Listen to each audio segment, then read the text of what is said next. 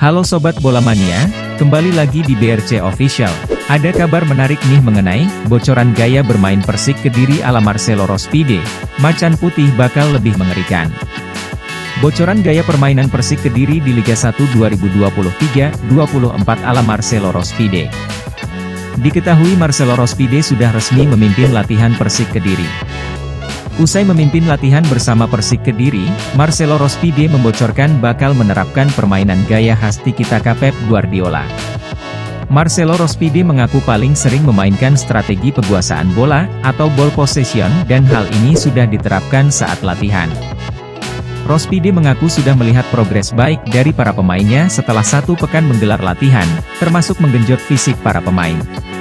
Tim yang suka kasih bola, baik 1 atau 2 sentuhan, ucap Rospide seperti dikutip Superbowl.id dari Antara News.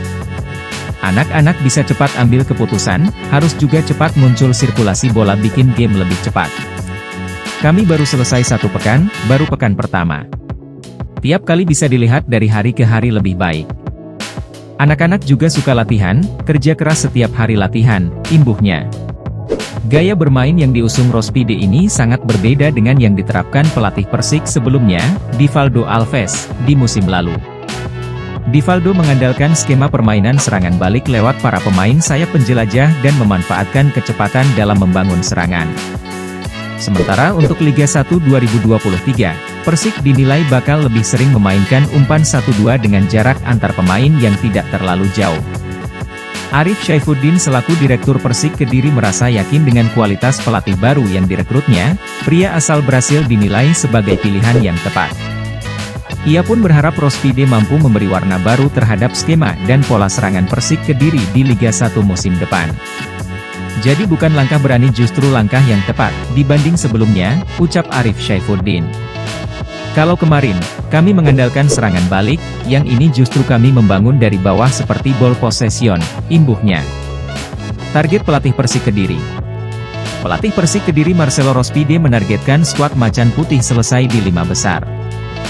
Diketahui Marcelo Rospide sudah tiba di Kediri dan memimpin latihan skuad Persik.